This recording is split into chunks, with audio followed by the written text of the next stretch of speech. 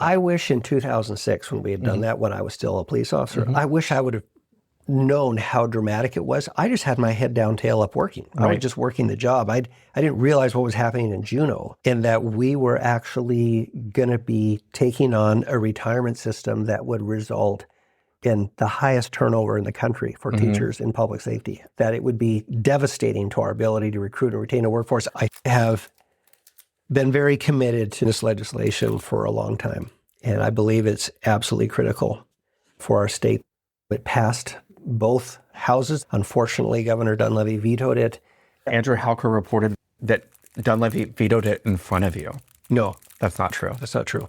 I mean, he certainly would have. I did not give him the opportunity to do that. Okay. I know we're winning the argument with the public. We're winning it in the legislature. And there's one thing I don't do is I don't quit.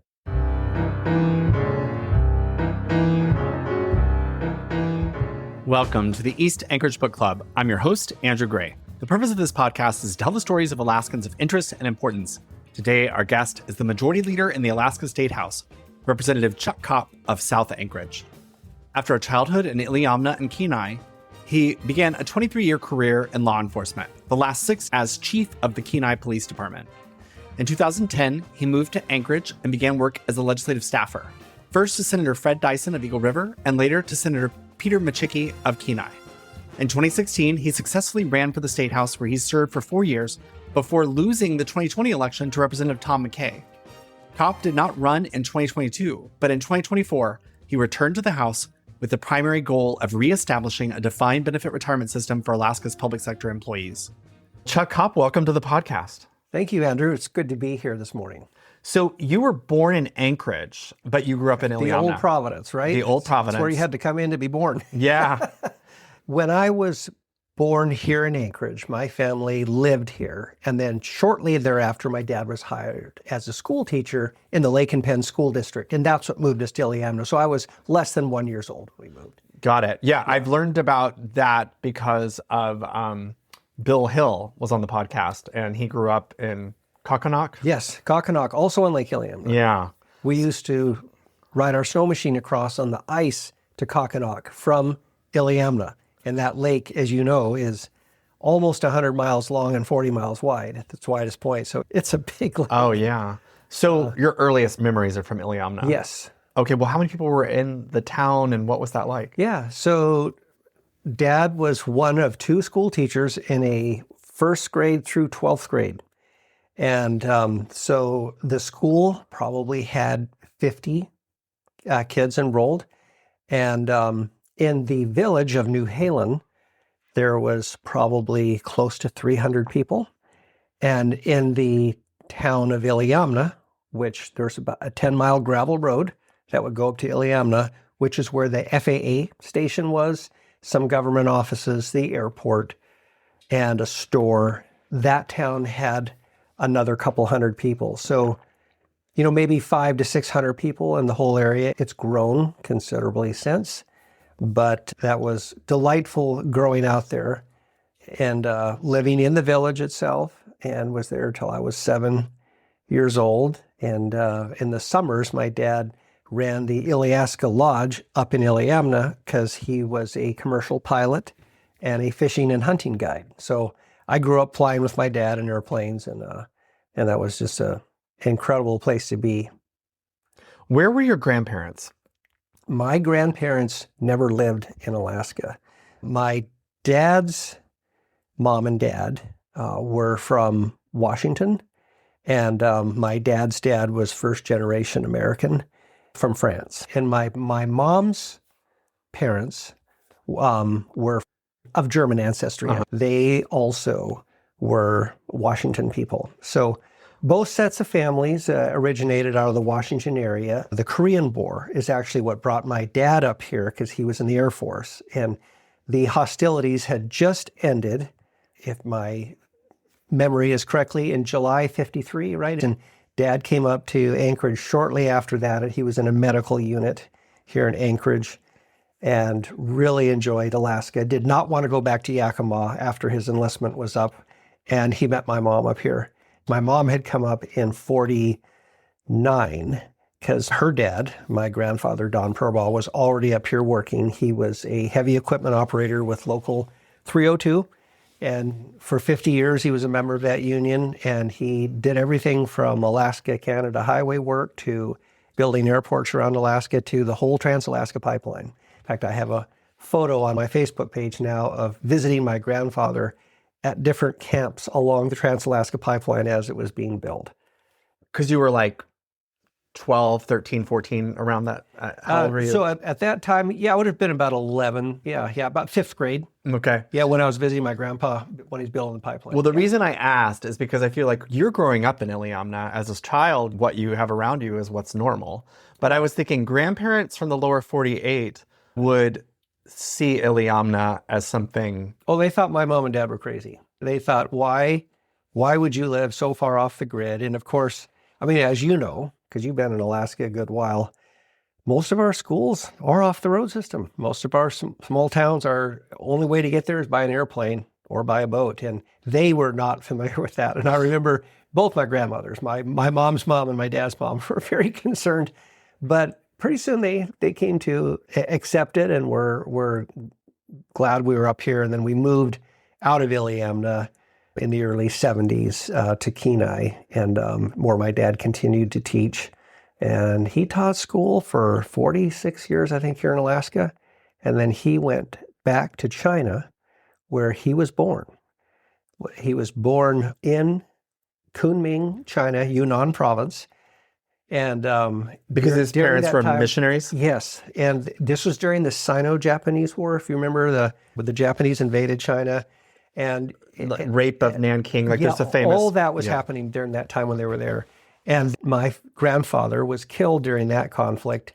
And my grandma and my dad and his three siblings were all evacuated by the Flying Tigers, which you probably remember Senator Ted Stevens was one of those pilots. U.S. Senator Ted Stevens, when he was with the Army Air Corps then. Been to China? Yes. I went back. Remember I said Dad taught here for 46 years? Yeah, and then your dad went back and he died. He died of a heart attack during a field day with kids at the high school he was teaching at. He was at an international school, and he was having a tug of war. And your mom went with him? No.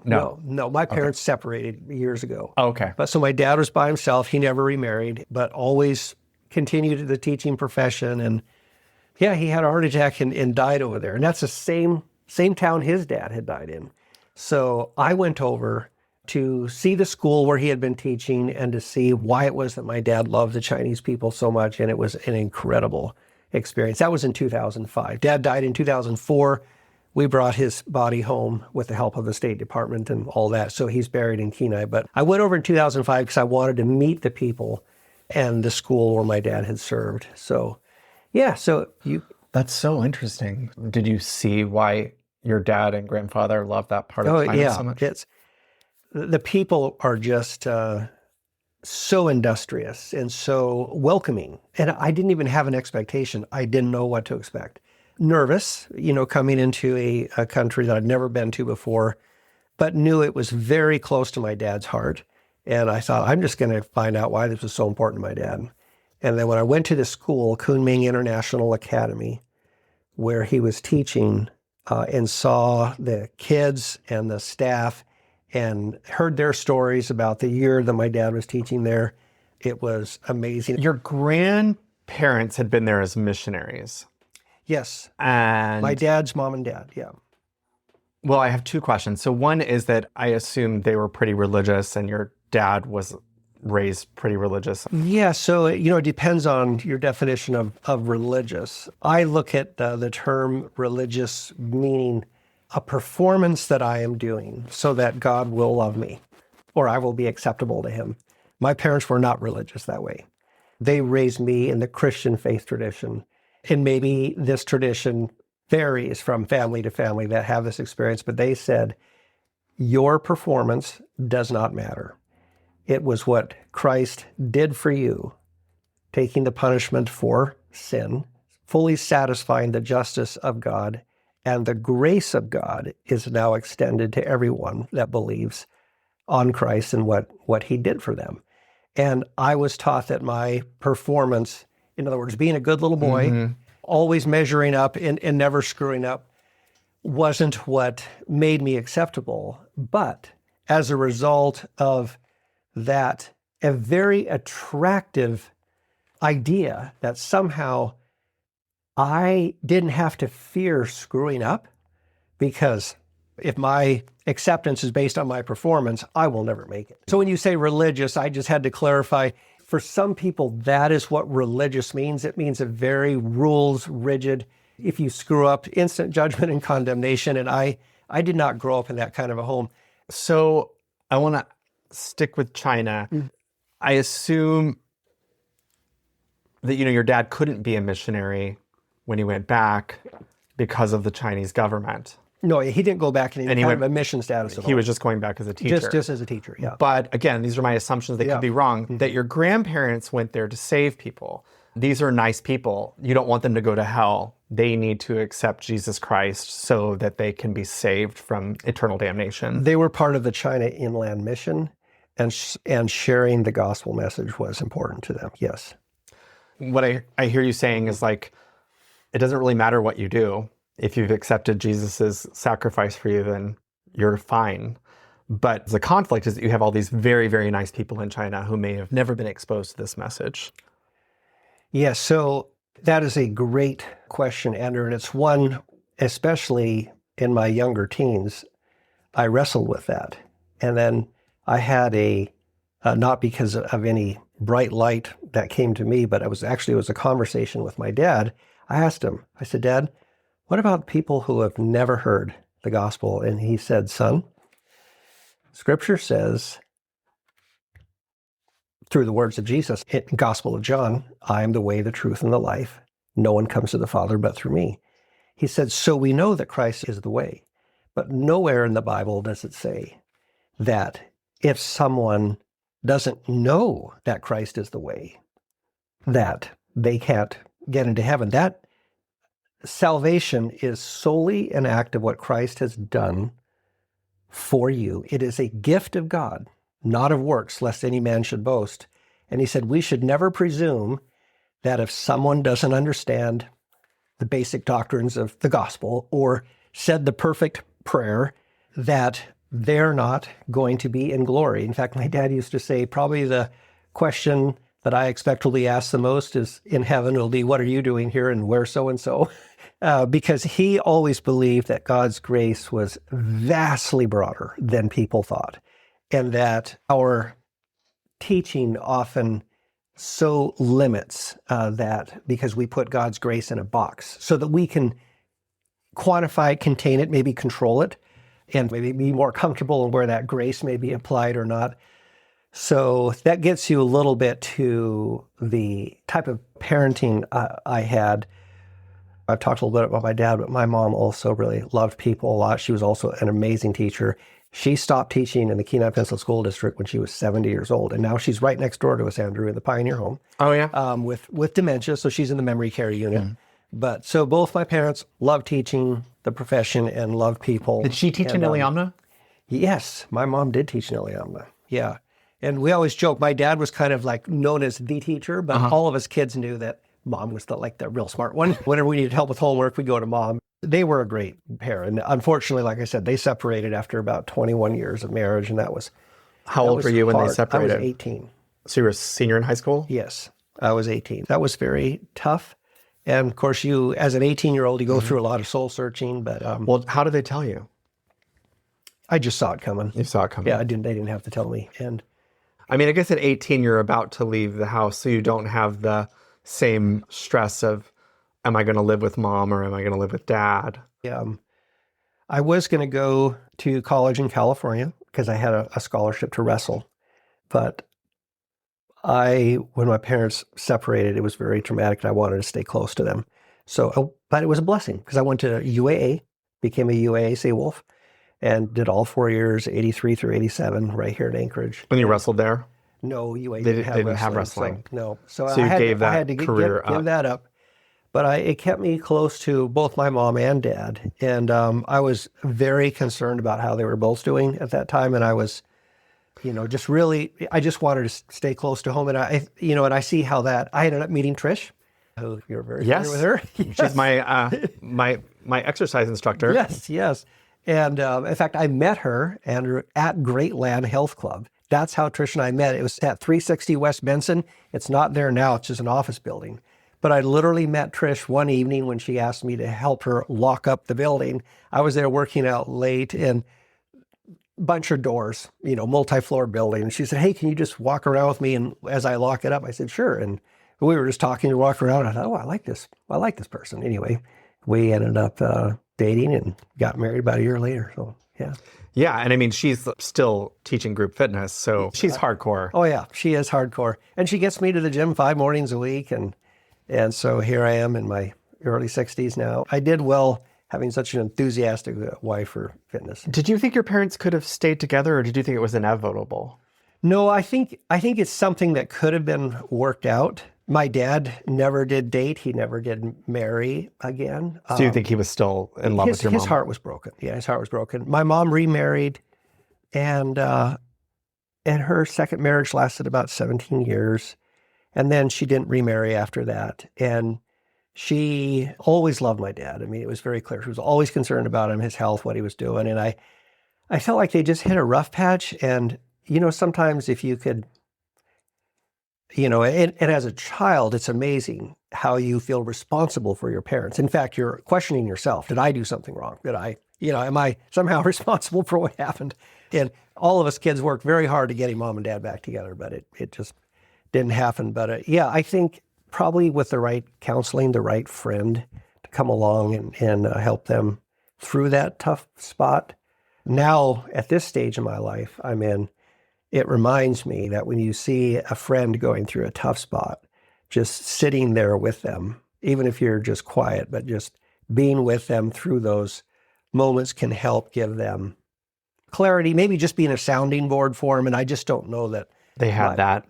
Going through that experience was hard on my parents. It was hard on the family because we did experience judgment and condemnation from many people that were close to us. And you and I were just from like a more conservative Christian community. What you and I would probably both call a religious background. Yeah. And that's where I clearly saw how different a lot of the people that were in our circle were. And I don't mean to paint a broad brush. We have lots of wonderful friends that are still wonderful friends from our youth, but it was a very difficult time, and my family did experience some very harsh judgment. Do you think that it influenced your own marriage? Yeah. I do believe that, this lifelong commitment is so foundationally important. And, for the children too, and even now that I'm a grandfather, with Trish and I have 4 grandchildren, when you see how important that steadiness and that security, intergenerational security is, and how much it promotes their own well-being of who they are, because they have a safe place where, a mom and dad not only love them, but love each other.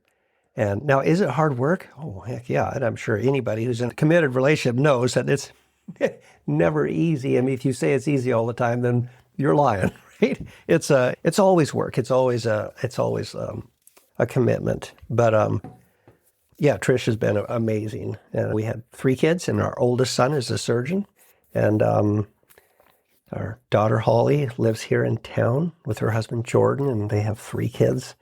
So we're so proud of her. And then our youngest son Paul just has a 6-month-old baby, and he lives in Phoenix, manages a Chick-fil-A, and he comes up in commercial fishes here in the summers. So you graduated from high school on the Kenai? Yeah, on the Kenai Peninsula, and then came up here to UAA. And then went to UAA. How did you decide to go into law enforcement? At UAA, I took some classes with some police officers that were getting their justice degree, and I was in the pre-law program thinking I was going to law school. And it was a remarkable twist of fate, Andrew. So I graduated from college, and I was scheduled to take my LSAT, law school entrance exam, but I was coaching a high school wrestling team here in town, down in Homer, and we had a snowstorm hit, locked down the community, and because of that, we couldn't get the bus with the team back to Anchorage, and I missed my LSAT. I was so distraught because I was kind of a planner and I had it all planned out what was going to happen. And I remember I was with Trish. We were dating or we were married. It was right at the beginning there. And I remember she said, "Don't worry, honey." She goes, "You've always been interested in law enforcement too." And she goes, "Just continue to push on both doors. One of them's going to open up." And it's like, I got hired by the Kenai Police Department right away. And then we were off to the races. So. And you became chief of police. How long did it take? Yeah. So from 89 till 2002. So it was about a 14-year journey. Yeah. And then I was a chief there for another 6 years. Yeah. What do you think the general public most misunderstands about police officers? That they are normal people doing extraordinary things.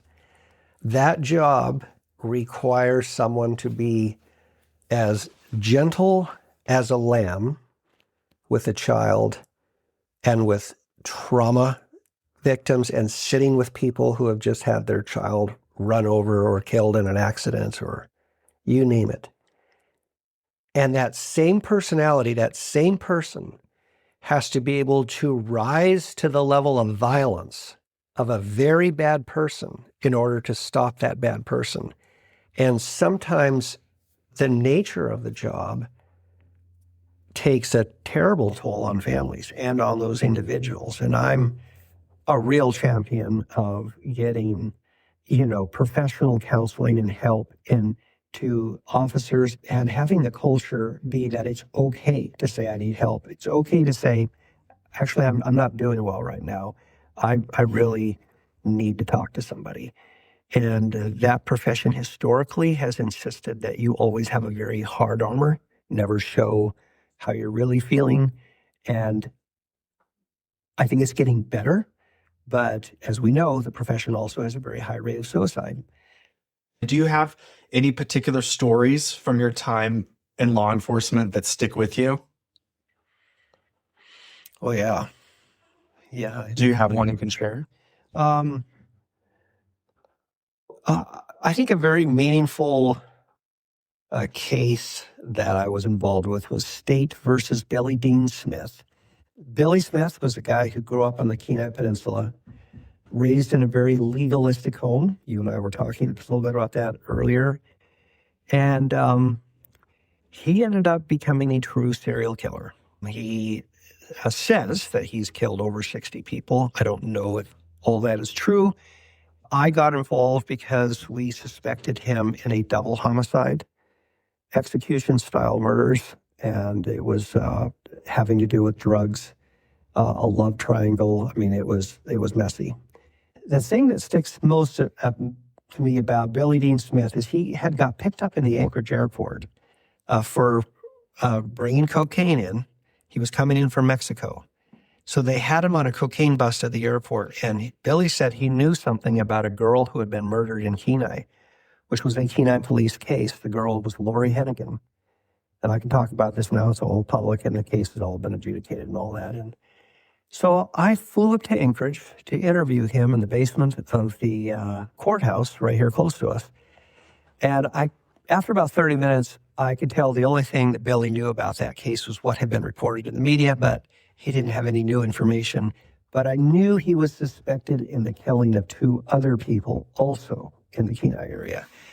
So I pivoted the interview to that. And right away, I could tell I was onto it. And for circumstances that How could you tell?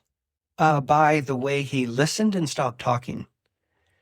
When I started telling him why I thought he knew something about this case, there was no denial, and there was listening, and he wanted to know what I knew and why I thought that was. And then because I was very familiar with his life story and was able to develop some common bonds with him where he knew I was coming at it not from a position of condemnation, but trying to solve this tragedy that had happened to these 2 people, to all the families involved in.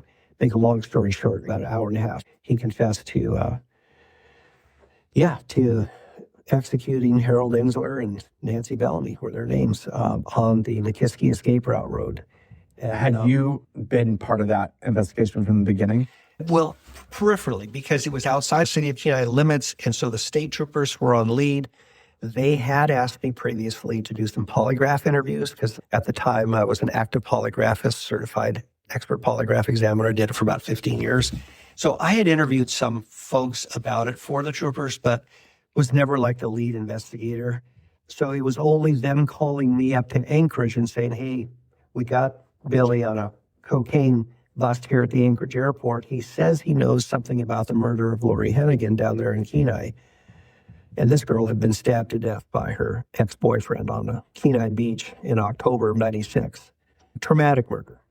And we did end up convicting Rocky Seaman of that, and he's doing life now. But yeah, Billy was only able to tell me what he had read in the paper. Mm-hmm. Why do you think he did that? What? Because he was trying to get, to offer information to get let off on the cocaine charge? Well, that became part of his defense. Is the only reason I said this is I thought I was going to get off. But when the court and the judge listened to the transcription of the interview and everything that, they said, no, there's no deal made with you, Billy. You just decided you were going to talk about it. And, of course, we had read him his rights. And, once I realized that I think this is going to go somewhere, even though this is not what he came to talk about, but go somewhere, I had read him his rights then at that point for the second time, because I read him his rights originally. So you read his rights again when he started talking about the cases that he was involved in. Yeah. So originally, you go into the standard thing. He wanted to talk about the case from Kenai, but I went ahead and read him his rights anyway. And then once we got into the murders of the two people I suspected he was directly involved with, then we went over his warnings again. But some of it was it was really important to him that he had credibility. And I think that was really to his own identity, as he felt like his whole life he was struggling to be credible. And he was actually very smart. They gave him an IQ test, and he was high 130s. And part of the defense was that intelligent people don't confess. Mm-hmm. But of course, people don't confess for intelligent reasons. They confess for emotional reasons. Mm-hmm. That's why people... Why did he confess to 60 murders? I don't know. Like I said earlier, I don't know that he did that many. Was that... bravado or for braggadocio, whatever the word is. But yeah, so I don't know that, but he said some statements about being involved in sanctions of villages in Mexico, because he was a major trafficker from Mexico. And he said for him to have the trust and credibility with the people he was working with, when they sanctioned a village because members were cooperating with the Mexican police, he had to go in there and take part in those killings. Basically, retribution, discipline, whatever you wanted to call it, to get people to not rat on who the traffickers were, that he was required to participate. So a lot of that is unknowable. But his personality, he was a very cold-blooded person, and I certainly wouldn't put past him that he actually did some of that.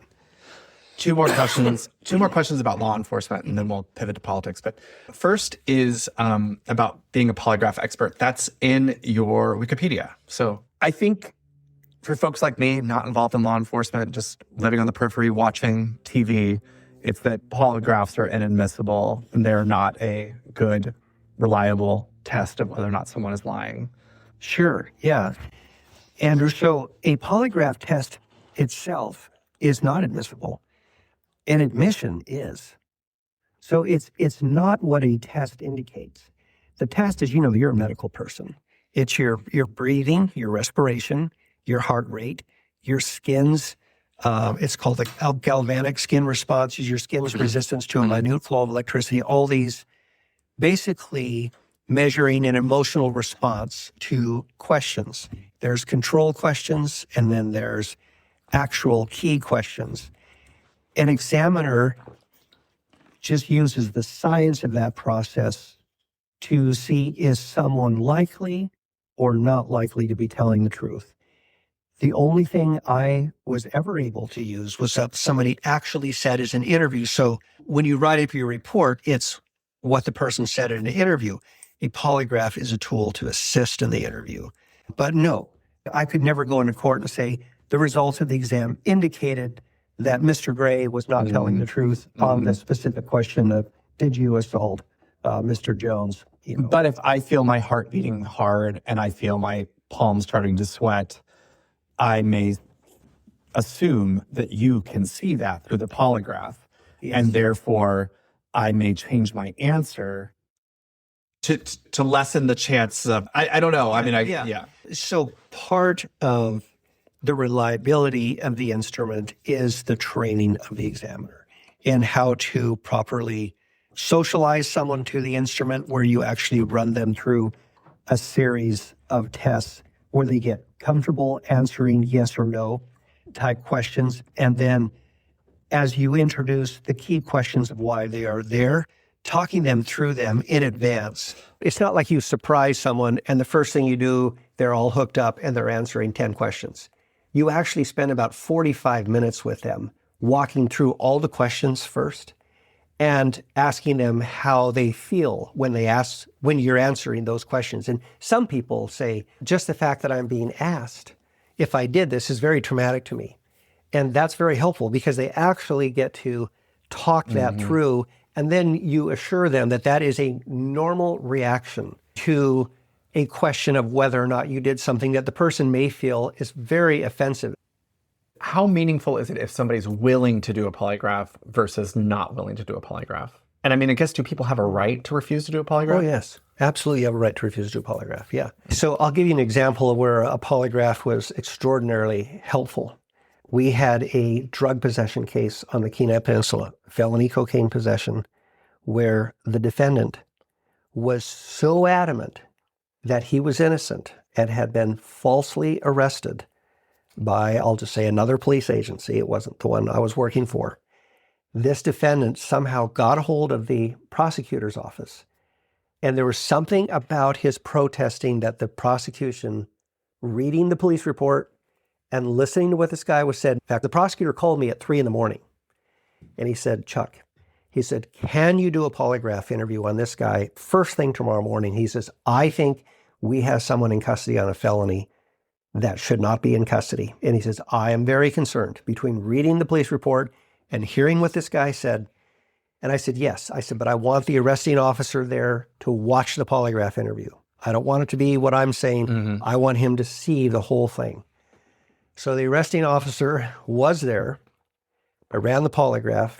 Not only did the polygraph test clearly show that he was telling the truth, that he did not have cocaine in his possession, that he did not bring it to the place where he was arrested.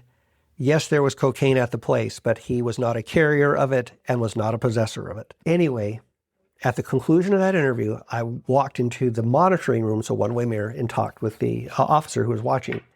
And I said, the test clearly shows the guy's telling the truth. And he goes, I know. But his response was, screw him. He's a criminal. And I said, no. I said, that's not the way this goes. Now that's where cynicism, you mentioned how people can feel about it. That's where cynicism, because you deal with maybe people who are constantly doing this type of behavior, and it can really make you a bitter, hard person because maybe you feel like you're not making a dent. Maybe you feel like this person is guilty by association. Yeah, maybe he wasn't guilty today, but he certainly was guilty yesterday and he'll be guilty tomorrow. Right. But he was not guilty on this. And what was important is the officer agreed with me. He agreed with me that he wasn't. And I said, you and I are going to tell the DA. This is what our take is. And so the DA immediately dropped that. And I'll give the DA's name now. He's passed away. Dwayne McConnell. He was a Superior Court judge after that. He got promoted to the bench. Dwayne McConnell was one of the most honest judges, most straightforward prosecutors. He cared so much about getting justice right. That's why he called me at 3 a.m, because he thought we had the wrong guy in jail, and Dwayne was right. And Dwayne was the first prosecutor who ever told me, my job is not to punish people. My job is not to convict people. My job is to present the facts of the case so that a judge or a jury can decide whether or not a crime was committed beyond a reasonable doubt and who did it. On the one hand, you got the officer saying, yeah, he's a bad guy. Let's just go forward. And you're like, no.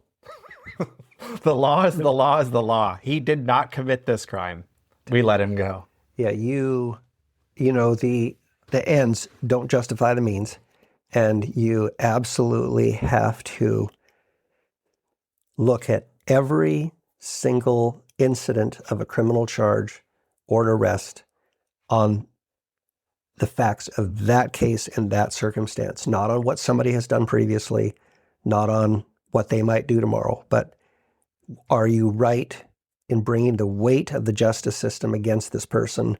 Is the evidence there? And if it's not there, then you must dismiss or acquit. Otherwise, we don't have a justice system and none of us are safe. That's how it has to be. How did you get involved in politics? So when I retired from public safety, Senator Fred Dyson, who I used to commercial fish with in Bristol Bay. And were you just during herring done, season. Did you just reach your retirement age and you decided you were done? I was 23 years in. I could retire at 20. Yeah. So Fred Dyson calls me up and says, hey, he says, what are you eligible for retirement? So I gave him my retirement date. And I used to commercial fish with him during the herring season in Bristol Bay when I was like in high school. So you'd known him forever. Yeah, known him for a long time. And he was a friend of my dad's and all that. And he says, why don't you come work for me in Juneau? And if you decide you like legislative staff work, he goes, I think you would, Chuck. He goes, you're very policy focused. And he's right. I always was. I loved policy. Did you advise So Governor Frank Murkowski while you were... I was on his public safety transition team. Okay. Yeah, but never worked as... Got it. Yeah. So you've had some active relationship in politics. Yes. I was on the Department of Public Safety transition team for both Governor Murkowski and Governor Palin. But Dyson called me and said, try legislative staff, see if you like. And I loved it. I mean, I loved the policy. I loved the work. Worked for him for 5 years. The best boss I ever had. And he represented Eagle River. Eagle River. Yeah. Most encouraging person. Very conservative, you know Fred, but great heart for people. You probably know that about him too. I mean, the guy, all his policy interests were in foster care, taking care of orphans, taking care of people who were down and out. He got cross-threaded with conservatives a lot because he cared so much about people in distress. And that really drives that, not only Fred's faith, but just the person who he was. And Fred came out of his own background, was very tough growing up. But he was a remarkable boss. And I'll just one brief story and then I'll move on. But I remember when I was staffing for him, Fred is a very, what I call a high-functioning autistic personality. And when you were his staffer, he would always stress you out because he would be doing things while he was chairing a meeting, like opening his mail or cleaning his fingernails or clipping his, and he would say, Completely unrelated to the task at hand. yes, and I mean, I've served with you, you're a great chair, Andrew, so, you stay focused on the task at hand. So Fred, he was crazy smart. He would always be reading 2 books at a time, but he told me, Chuck, if you ever see me doing this, just please stop me, like pull my mail away. And so anyway, so we have a big state affairs. He was chairing state affairs. Oh, it was a smoking bill. I forget who was carrying the bill to ban smoking statewide at that time. Maybe it was Senator Stevens. He's had smoking bills forever. But anyway, big meeting, packed room. And I'd been up all night preparing, like a good staffer will do, to make sure everything's ready to go for the boss. And I see Fred come in. He's got all his mail and he sets it down. The room is packed. The media's in there. And I've already got coffee for all the members who I know want coffee. And I see Fred stand up and he pushes everything away. He goes over to the coffee pot and he pours himself coffee. And we're already 2 minutes late starting the meeting. And 2 minutes late is unacceptable. Then he comes down halfway through the crowd and he hands me the cup of coffee. And he called me Charlie. He goes, I know you've been up half the night. He goes, I feel really bad. He goes, I should have actually checked in on you and made sure that we were ready to go this morning. But he says, as usual, you're very organized. He hands me the cup of coffee, goes back up and sit down. That was a classic Fred Dyson moment where, he was very sensitive about what was going on and loved working with that guy. Next senator was Senator Micciche. Worked for him for 2 years, learned a lot about oil and gas. Obviously, that was his bailiwick background. Being an LNG Quick guy. question. Were you guys still living in Kenai? No. You had moved to Anchorage? Yes, yeah. Right after you retired? Yes, so 2010 in Anchorage. Okay. Dyson for those 5 years. Gotcha. And Peter for 2 more. But you knew Peter from your time in... Yeah, I knew Peter from growing up on the Kenai. Got it. Yeah, he's been there a long time too. Right. I forget when exactly he moved there, but he's been there a long time. So yeah, while I was working with Peter, then Craig Johnson, who was a House representative, said, Chuck, you live in my district. I'm going to run against Natasha von Imhoff. And he said, why don't you run for my seat? So I ran for his seat, got elected. Craig ran against Natasha for a Senate seat and was not elected. So yeah, that was my start. Really briefly, I'm going to make a little confession. I actually don't always listen that closely. And the way I know is because, I'll just say it. So when I was preparing to speak about Stephen Cox, I thought that he had said some things that he didn't say. I went back and rewatched the hearing when I was preparing what I was going to say. And what I watched in the hearing, and this happens when I'm really nervous. When I'm really, really nervous, I actually can't hear what they're saying to me. And it was such a painful thing for me to watch because I would ask a question and he would answer, and then I would do a follow-up where clearly I hadn't listened to what he just said. It's so painful to watch. And so I'm so glad I did it though. Yeah. Because otherwise I would have given a speech that was not related to reality at all. Yeah. No, that's so good for you for reviewing afterwards. I mean, that's how, when I was trained as interview interrogation, you always watch your interviews afterwards. And you're right, it's humbling. But that's what makes you better. And listening actually is a very hard skill. It's really hard. And I think you can max out. When people do 8 hours of hearings, no one can listen intently for 8 hours straight. You can't do an 8-hour hearing. You're human. And so we miss stuff, which is why it's good when you're working with a team. Hopefully between several of you, you got it right. And it's good it's all recorded, where you can go back later and listen to it. So you moved to Anchorage in 2010. You left the force, or you retired 2009. 2009. So long after we had gone to a defined contribution retirement system. Several years ago. I wish in 2006, when we had done that, when I was still a police officer, I wish I would have known how dramatic it was. I just had my head down, tail up working. I was just working the job. I didn't realize what was happening in Juneau, and that we were actually going to be taking on a retirement system that would result in the highest turnover in the country for teachers in public safety, that it would be devastating to our ability to recruit and retain a workforce. Otherwise, I definitely would have engaged. I would have been, because I was a chief of police at the time, I would have been very active, but I was not tied into what was happening. I do know this, that we have suffered significantly as a state because of that decision.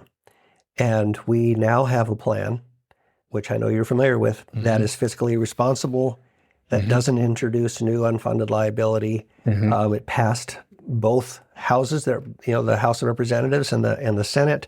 Unfortunately, Governor Dunleavy vetoed it. I think a lot of that is driven by kind of almost a partisan fear that you can't have a healthy, strong, fiscally responsible pension. And I'm hoping that eventually we'll have a political climate where we can have a stable public workforce, a good retirement system again for our workforce. And hey, I have to ask, because Andrew Halker reported that Dunleavy vetoed it in front of you. No, That's not true. that's not true. I mean, Yeah, I mean, he certainly would have. I did not give him the opportunity to do that. okay. I mean, he told me he was going to veto it, and I said, well, you have to do what you have to do. And I, of course, discouraged him strongly from doing that, but I left. Oh, so you left the room. Okay. So he could have. Oh, yeah. He would have. He could have, yeah. It's just such a cruel thing to do. Yeah, I mean, I've been working at this, carrying this legislation for public safety for a long time. This was the first time I carried it for our public workforce as a whole, and have been very committed to this reform for a long time. And I believe it's absolutely critical for our state that we get this. I know we're winning the argument with the public. We're winning it in the legislature. And there's one thing I don't do is I don't quit.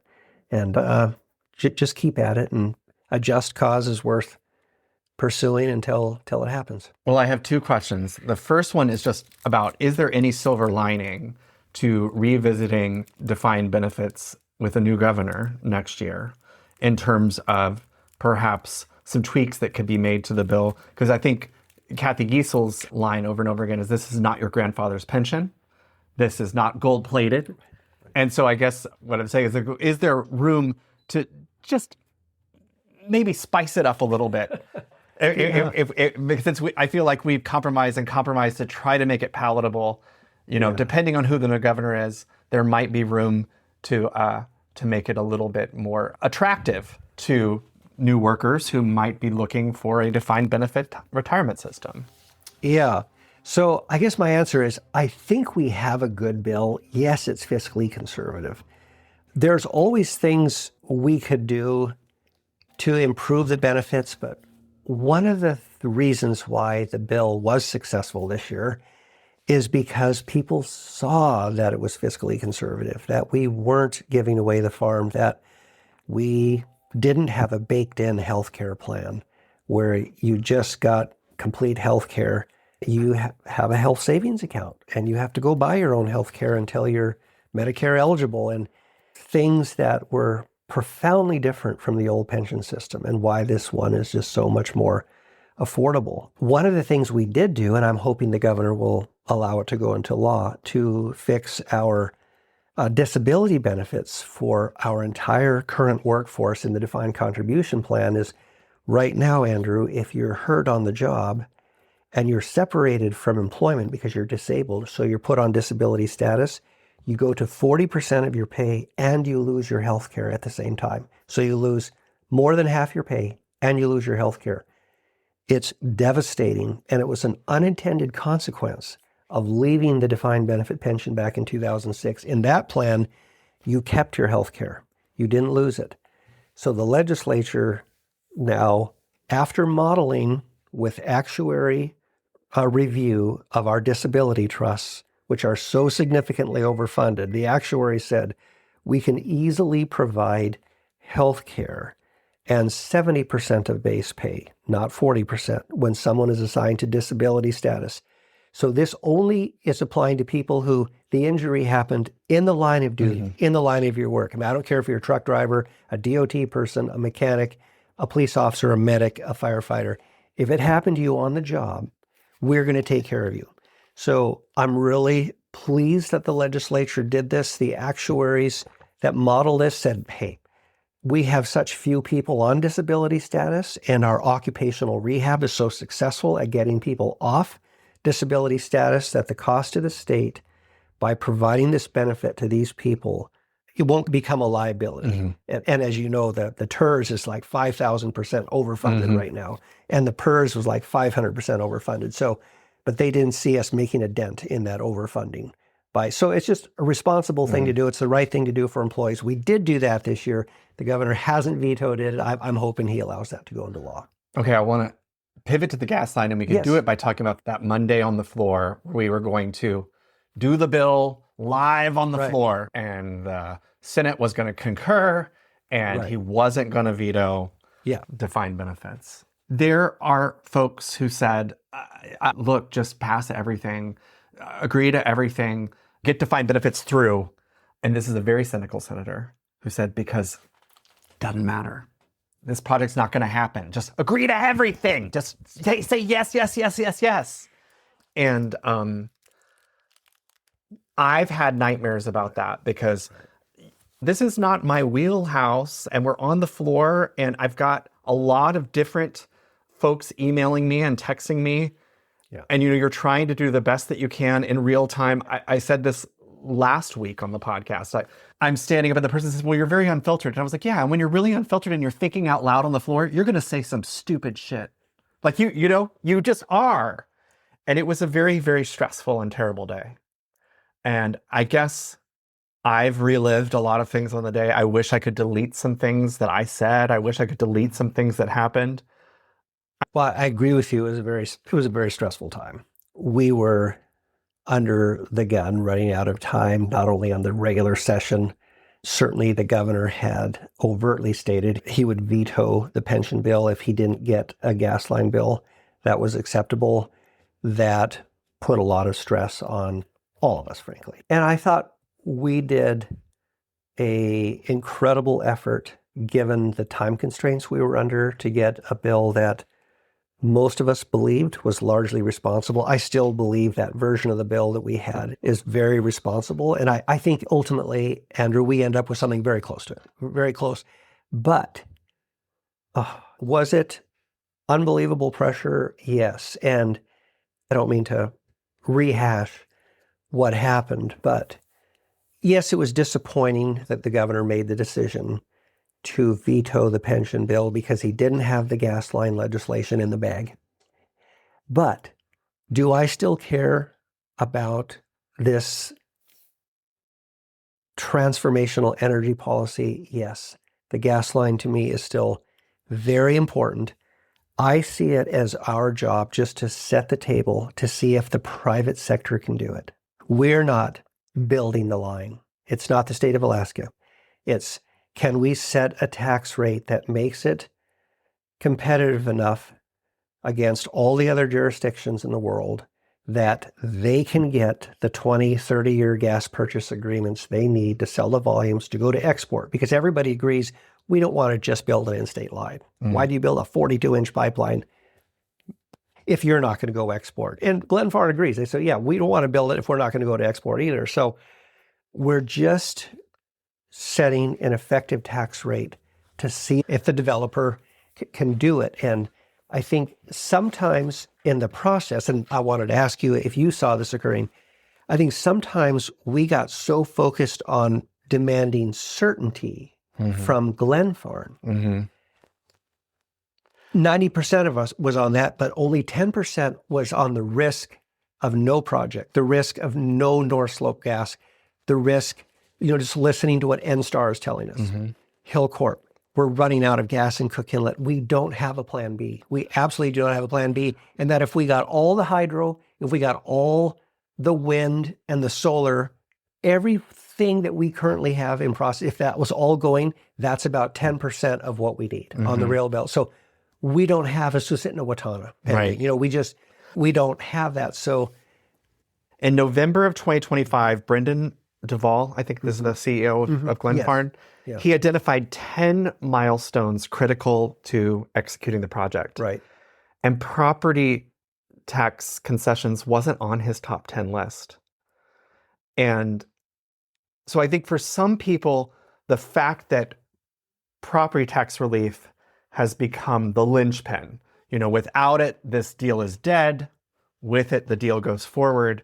I think for some people, they're like, why was it not present in the 10 milestones identified in November? And I think that just in and of itself makes them skeptical about,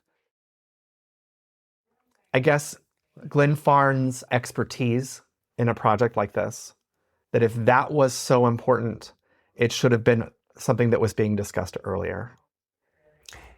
Yes. So I think that was a misstep on Glenfarne's part. I think that giving statements about when FID would be, final investment decision, obviously. And missing it over and over again. There were some premature statements where it was discouraging, yes. But I think, if I was to look at a balance of this, I would say, obviously, private sector life is very important to me. I mean, you're sitting in my private sector office right now.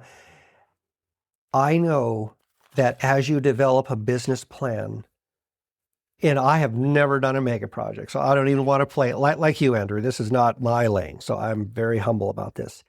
But just, the comparatively small things that I deal with, there are things that you discover in your business plan journey, and you have to pivot. And you say, I didn't know that.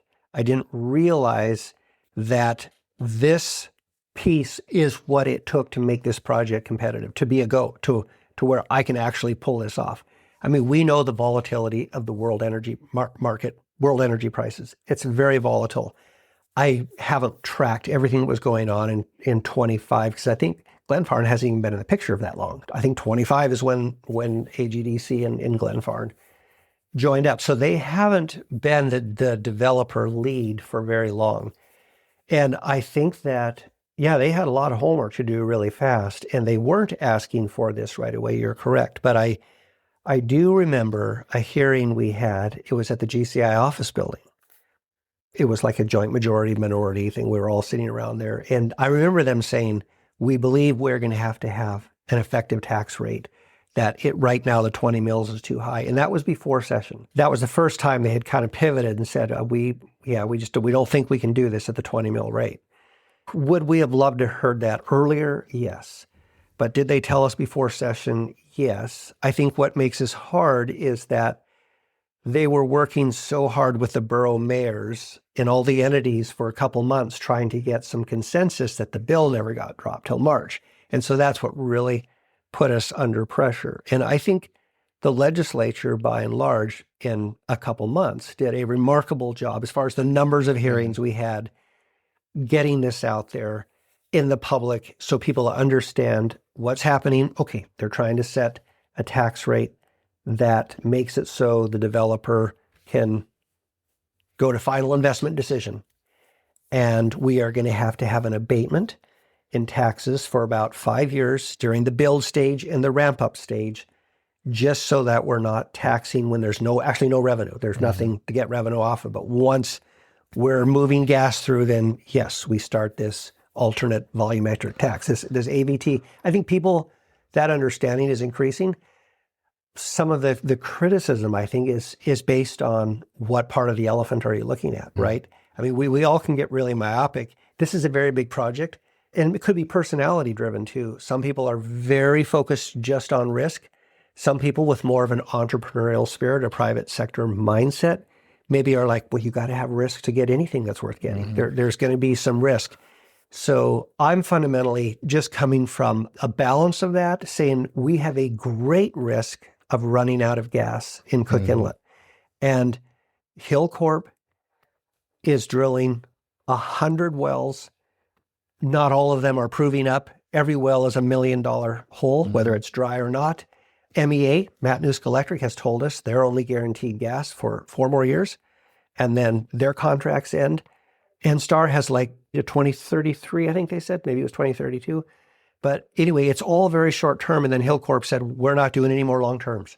They're not doing any more contracts that are other than just spot price. Today, this is what we can give you. And by the way, it's going way up. The rate's going way up because we can't do long-term contracts anymore because we're not finding the gas volume. And they produce 90% of the gas in Cook Inlet. They're the Goliath out there, and they're drilling hundreds of wells. So we know we don't have a plan B right now. And to me, we have to look at that risk of heating this building, heating our schools where our kids go, and not getting through these winter cold snaps against this risk of, do we demand perfect certainty from Glenfarne?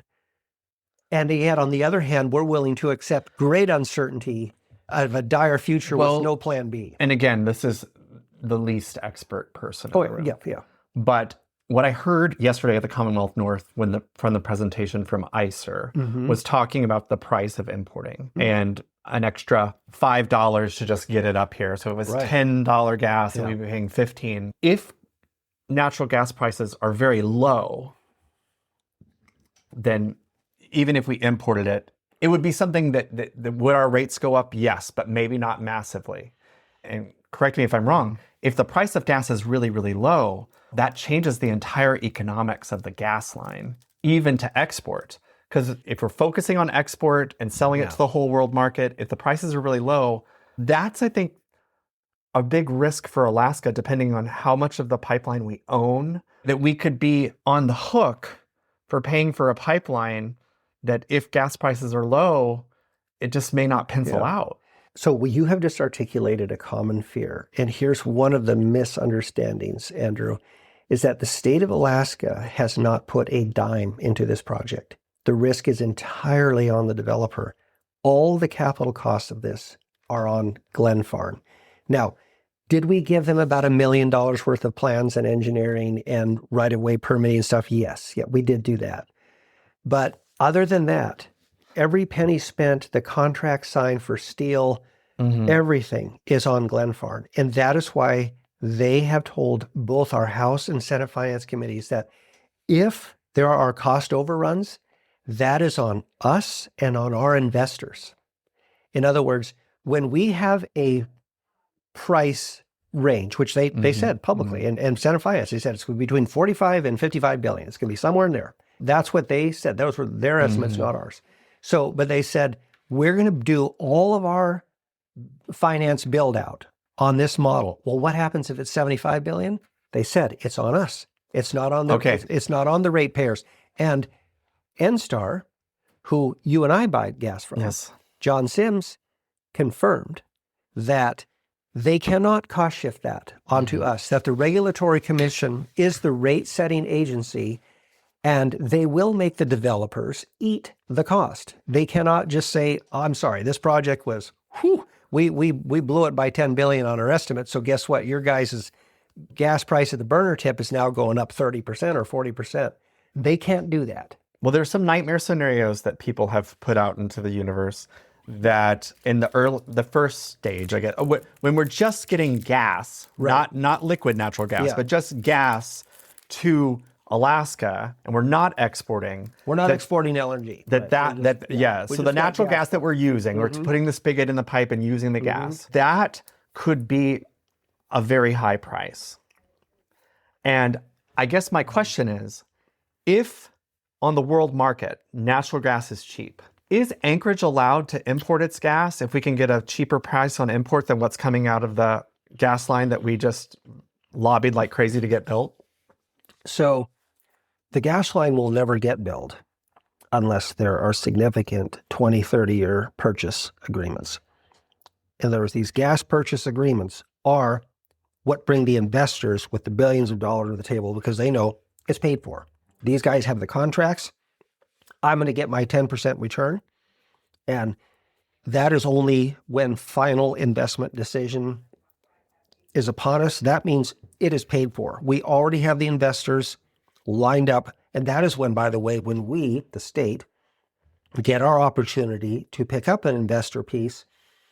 And whether we do or not, it's getting built because then whatever we don't invest in, that is already spoken for by other investors. They will pick it up because they believe it's a viable project. It has passed all the financing tests, all the structure that they need to see in place to show it's a viable project. It's a go. They've seen, basically, Wall Street has seen all the purchase agreements, and they know that the income is there to pay for the project. So that is when we'll be asked to say, Alaska, do you want between 5% and 25% in the pipeline, the gas treatment plant, the export plant? Because each one of those is considered a separate project, and we'll have an opportunity to do that.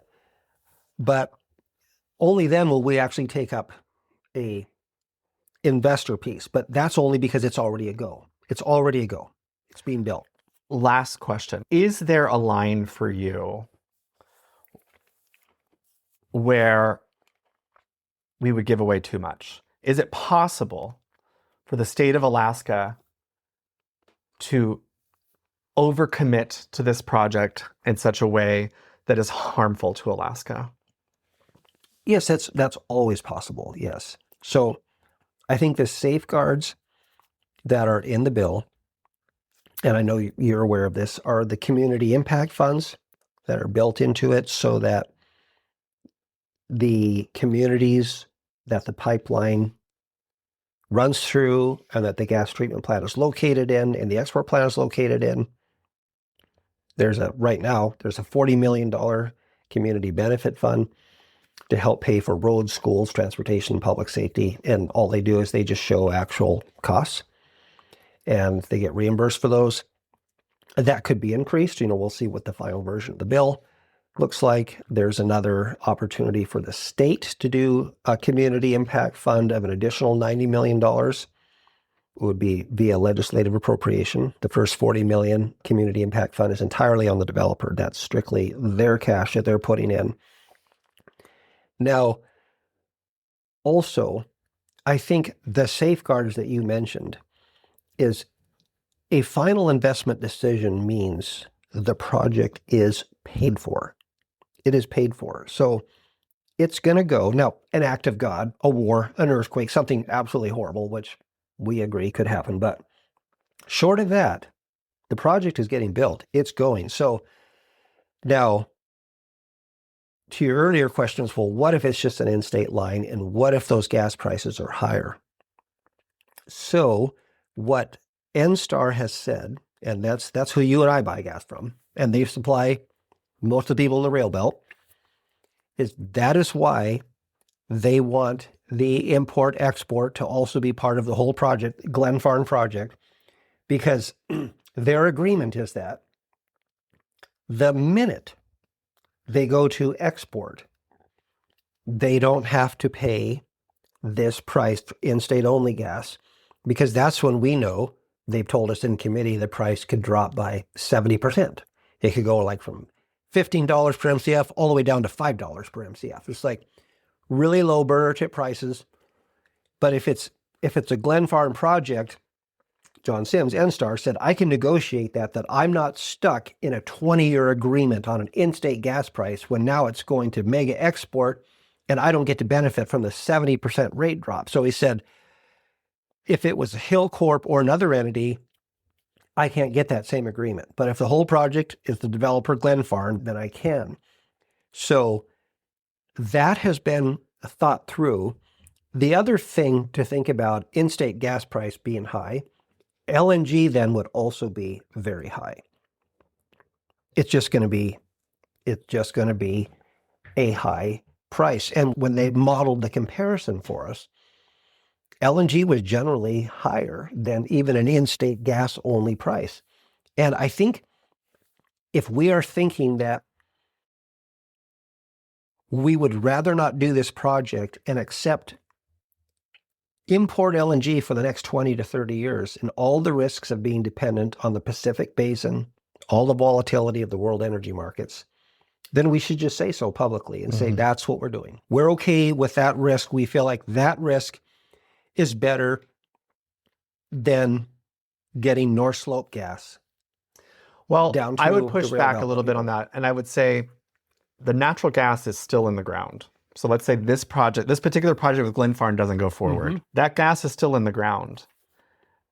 It doesn't mean that we can't do the gas line next year with a possible different company, different investors. Maybe the landscape has changed. Maybe there's some factors that have changed that make it better next year. What happens is that we go into these polarized camps, that if you don't agree to this deal with Glen Farm, well, then you hate gas lines. Maybe not. Maybe I really want a gas line, but maybe I'm a little nervous about this particular business deal, that maybe this particular business deal isn't the best for Alaska.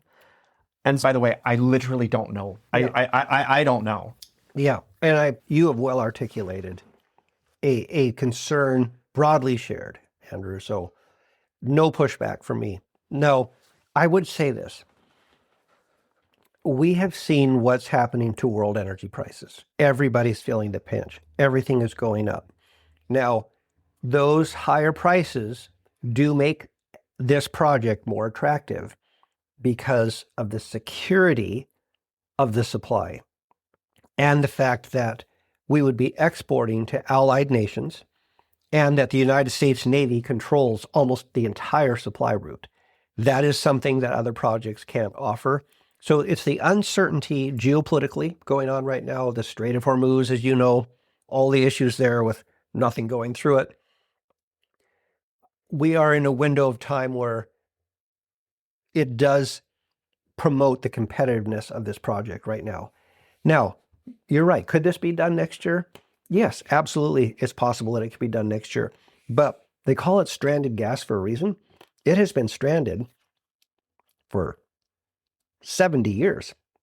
I mean, when my grandfather, as I was telling you, was building the taps, he thought that the next project he was going to be on was to build a gas line. Now, thank God they didn't, or there wouldn't have been enough gas being re-injected to force the oil up. But they knew there was so much gas up there. Even then, they thought they were going to do it right away. And there's, headlines in papers going on. Fairbanks Daily News Miner, someone found one they pulled it up from. Same time as taps. They thought a gas line was coming. And so, we have just not been able to get this project to go. And the last big team to do it was Exxon, BP, and Conoco in 2014. And they're some of the most wealthy corporations in the world. And they said, we can't do it. And one reason is the tax rate is too high. So that's what we're diligently doing, is we're addressing that. Everyone agrees the property tax rate is too high. Yeah. But I think also when those big companies couldn't do it, and then no one knows who Glen Farm is. No offense to Glen Farm, but it is one of those things that if 3 huge oil companies couldn't do it, and then Warren Buffett in the early aughts working with the Murkowski administration, right. It was like there were some people with a lot of capital behind them. It causes you to be skeptical. Yeah. Hey, I want to finish up. Yeah. You're running unopposed. I am. Which is, it's crazy because you've spoken about that as a conservative Republican who caucused with the bipartisan caucus, and that it was a difficult position for you to be in, and that you had a lot of folks every day saying you were a rhino, that you sold out. It's like, it's some amazing good fortune, huh? Like, you know what? So I'm not taking a victory lap. I am very grateful. You never know how many of the critics are just the noisy few, or if that feeling is widely shared. And I think what the results showed us, the feeling is not widely shared. I definitely fight hard for my district and the state. You know me, you've served with me. I am conservative. I mean, people accuse me of not being a Republican. You'd probably be the first one to say, no, actually, he's a Republican. Yeah, he's Republican. But I also really care about the workforce. I really care about taking care of people. I was mentioning Senator Dyson, one of my role models, and so I have a soft spot for taking care of people, not just because they deserve it, but because we have a duty to be our brother's keeper, to actually make sure that we have a safety net out there, that a bottom level that we try not to let people fall through. Do we want accountability and we want good work ethic and progress and not grow dependency? Yes. But I'm probably one of the Republicans that is very sensitive to those issues, which, makes me aligned with people who maybe at times have a more progressive mindset than I do. But I think a lot of the policies that we pursue are actually fairly universally shared, maybe just a different path of how to get there. But back to your question, I was surprised. I'm very grateful. This is my 4th election cycle. The only time I've never not had an opponent. So I'm thankful for that. I'm super grateful for you being on the podcast and for being so generous with your time. Thank you so much for doing this. It's been great to be here. It's always great having a conversation with you, Andrew, and it's been great serving with you. And I look forward to the next go round. Thank you, listeners. If you like what you heard, please subscribe, rate, and review us. To contact me, email rep.andrew.gray@akevlake.gov or call 907-269-0123.